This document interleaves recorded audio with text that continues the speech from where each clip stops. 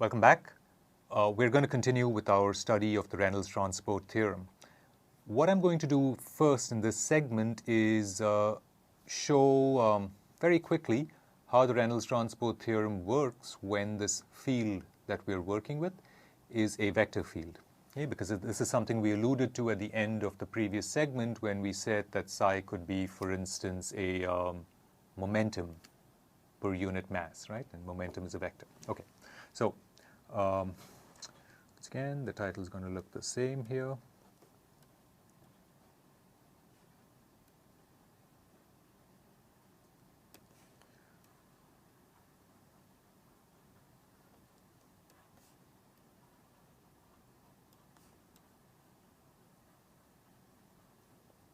Okay, Reynolds transport theorem continued further. Okay.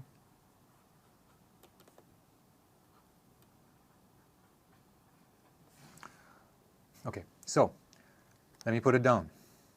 What we're trying to do is compute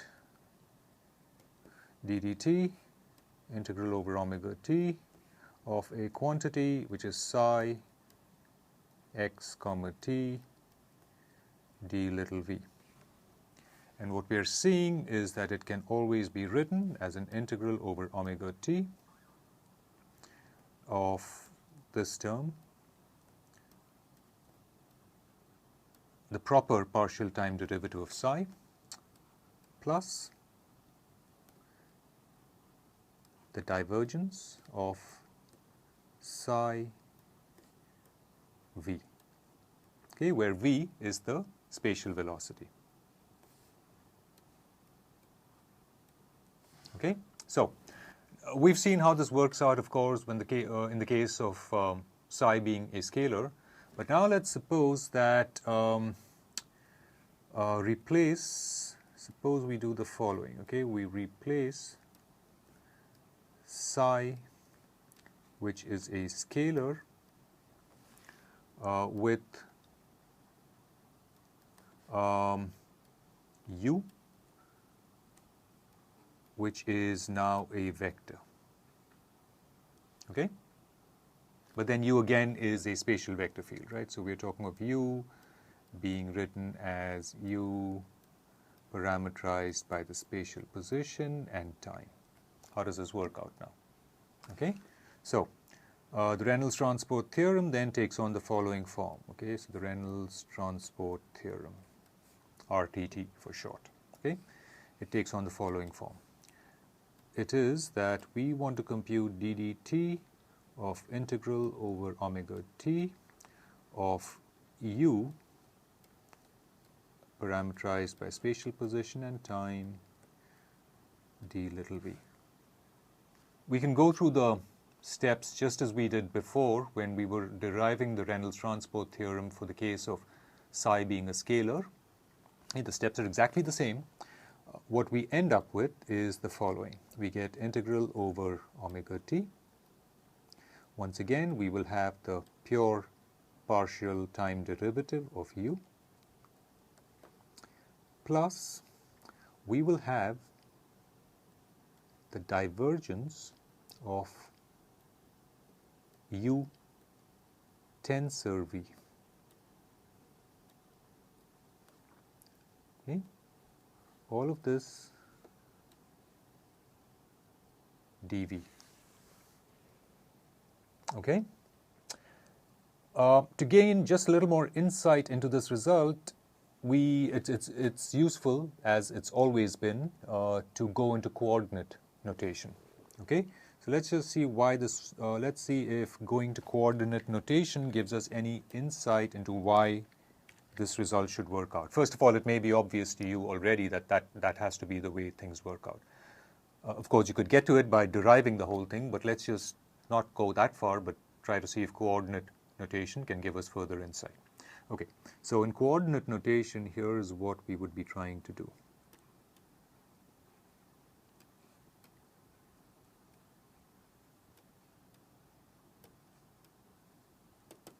Okay, in coordinate notation, we will be trying to calculate d dt of integral over omega t of each component of u.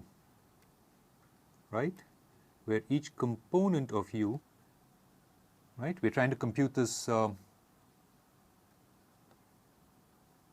trying to compute the time variation of that integral for each component of u, right?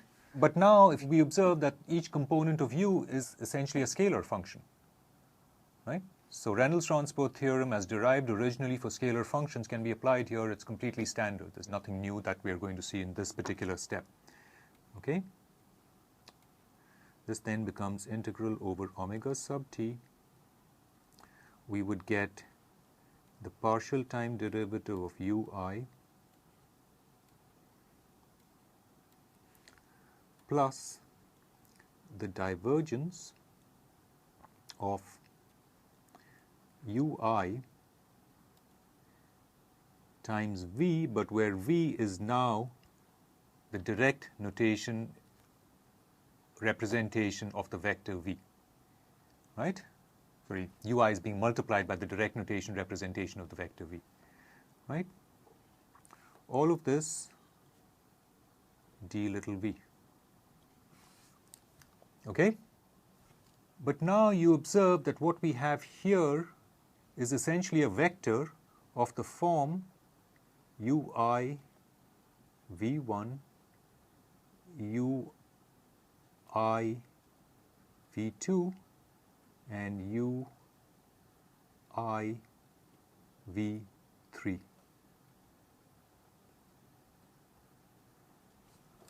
Okay? Right? Now, when we go to I equals 1, 2, 3, right, we're in coordinate notation, right, and that's why we have an index I.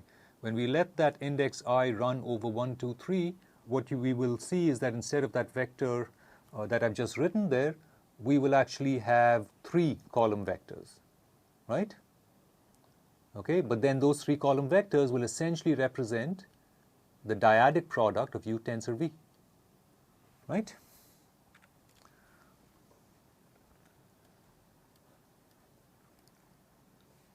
For I equals 1, 2, 3, right, the term that we had,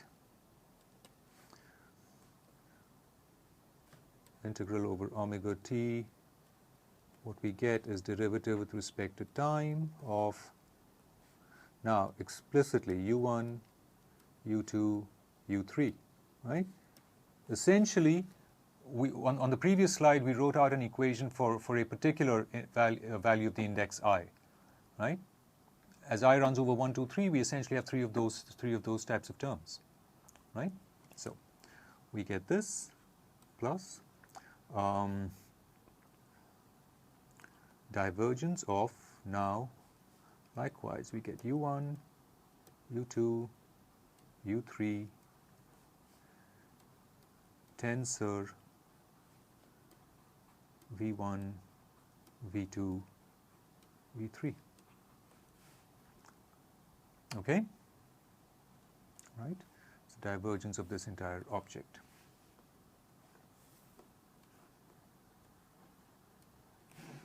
Okay, this, now we'll go backwards, writing the right hand side and then the left hand side, is essentially integral over omega t ddt integral over omega t of u1, u2, u3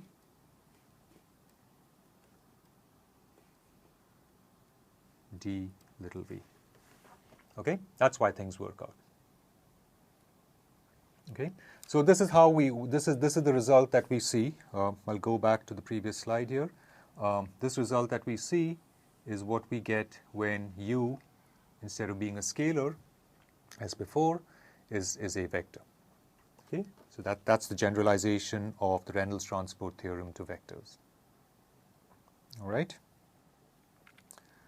Okay, to finish up this segment and our formal treatment of Reynolds transport theorem, I'm going to try and provide a little more insight into what the Reynolds transport theorem is trying to do here. Okay, let's look at this as physical insight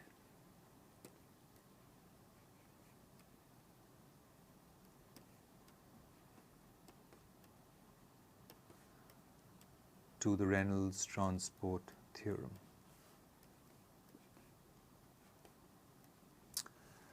And for this purpose, I'm going to use psi as a scalar, but what we've seen that the generalization to vectors is completely straightforward. In fact, you can just imagine, you can pretty much pretend that whatever holds for psi simply holds for every component of a vector field, right? And you don't have to pretend that's actually what is actually happening. Okay, so I'm going to work with scalars, psi. Okay, so once again, we're doing this, right? We're trying to figure out this. Right, and now we figured it out mathematically, and what I want to try and do here is to give ourselves a little more physical insight into what's happening. Okay, remember psi here is some spatial field. Psi of x comma t is a spatial and time varying field.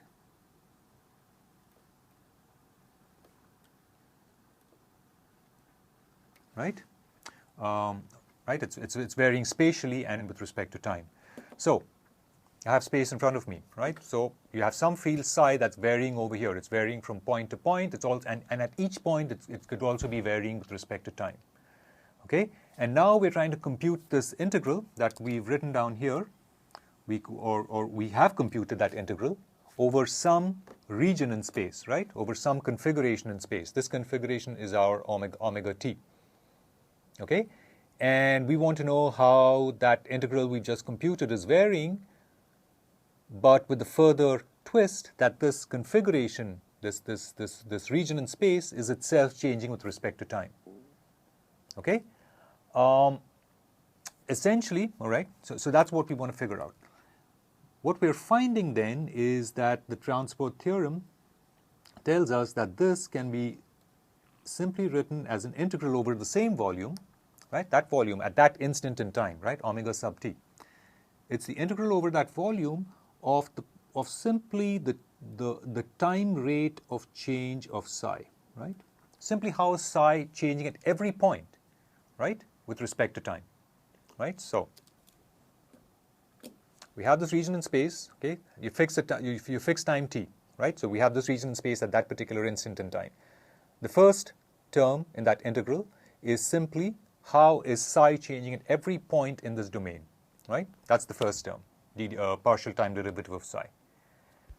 But there is a second term, right? And that second term is a divergence term.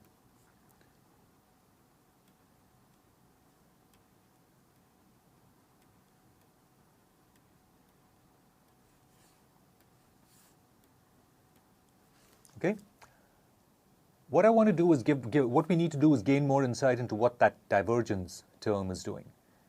And in order to do that, we are going to invoke one of the most famous theorems in vector calculus. It's called the Gauss divergence theorem. Okay?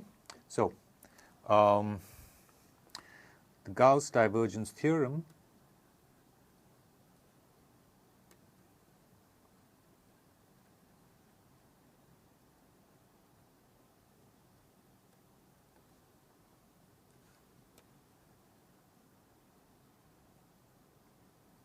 right? It can be applied to vectors and tensors. Here we're going to apply it to the vector that's involved in psi times v. Okay?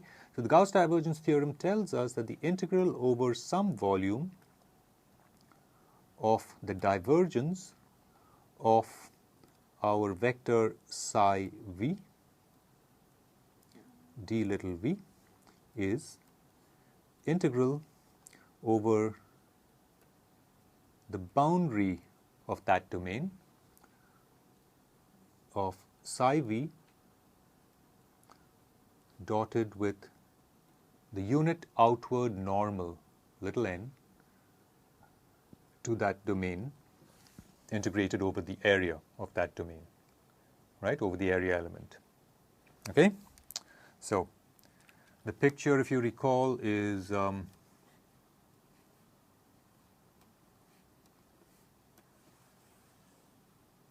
this is omega sub t, right? Inside here we have a vector field, psi v, okay?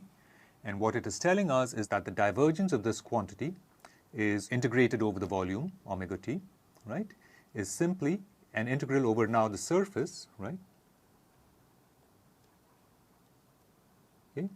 It's an integral over the surface of the vector dotted with that normal, okay?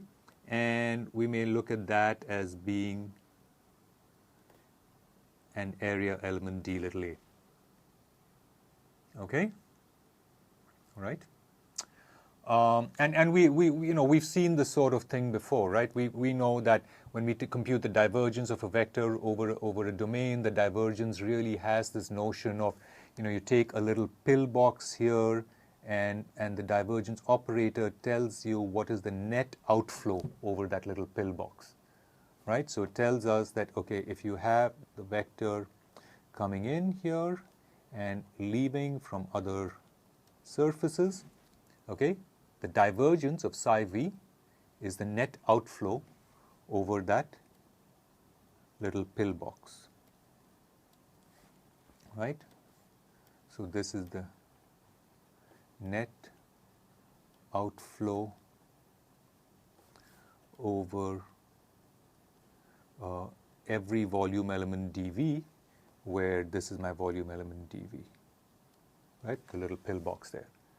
Okay, that's what the divergence is. So when you integrate the divergence over the volume, you're getting sort of the net outflow over the volume.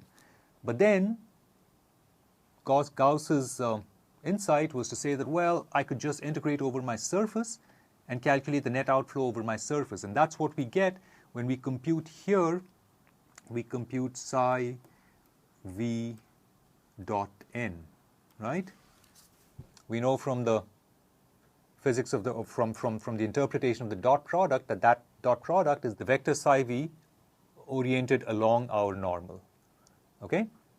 So essentially what we get is the following. When we apply the Gauss divergence theorem, what we're seeing is that when we apply this to the Reynolds transport theorem, what we're seeing is that ddt of integral over omega t psi d little v, okay, the first step here comes to us from the Reynolds transport theorem, which says that, well, just account for how psi is changing at every point in the domain plus this divergence term, right? This is what Reynolds tells us, right? But then along comes Gauss, and Gauss says, yeah, you could write that as that first partial time derivative, and Gauss didn't care too much about this term. But then he said that second term I like, and in fact that second term you should rewrite in this form.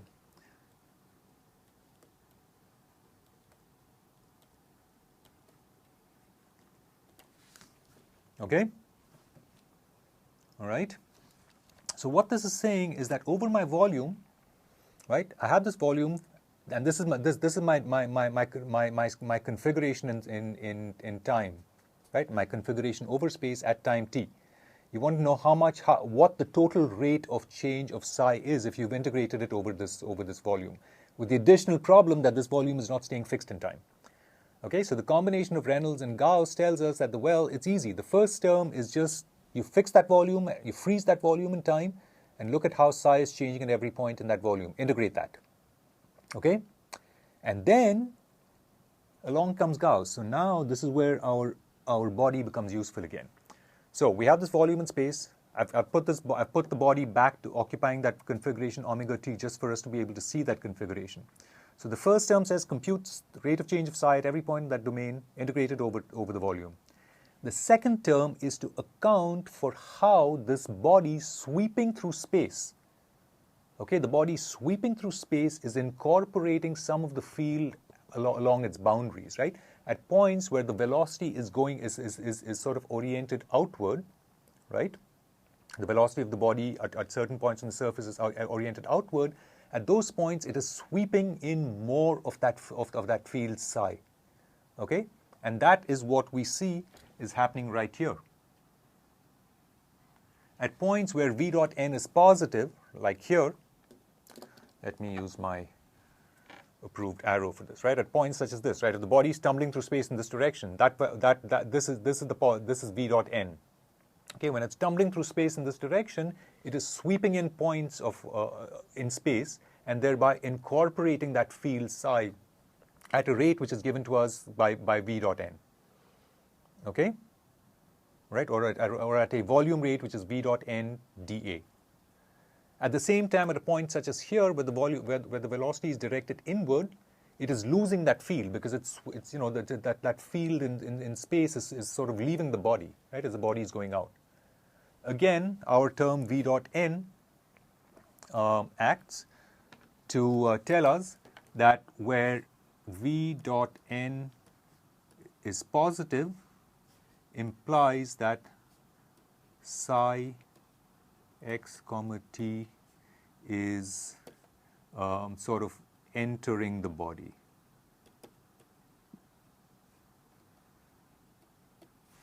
Okay, and at points where v dot n is negative, it implies that there you have this quantity psi is leaving omega sub t. Okay, so it's as if this is what we have at this time. Let me try and draw this here. So this is the body, so this is the configuration omega t at say time t1. Okay, and what you're seeing is the field that you have. Now at time t2, let me suppose that the body changes to something like this. Okay, at points such as here, where v dot n is less than 0, we're losing some of that field. At points such as this, where v dot n is greater than 0, we're gaining more of the field psi. Okay, so this is omega t, and this is omega, sorry, that was omega t1, and that's omega t2. Okay, it is this effect that's included by doing this integral.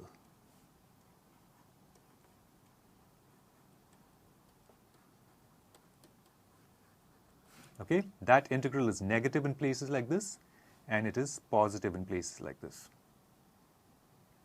Okay. All right. So that's a physical interpretation of what the Reynolds transport theorem is doing. It tells us how we can account for all of the time variation of a spatial field defined over a region in space, where that region in space coincides with the position of the body at that instant in time. Okay? This may have been, hopefully this hasn't seemed like too abstract a series of segments, but what we're going to see in the segments to come is that this will be used repeatedly to derive further balance laws. All right, we'll stop here.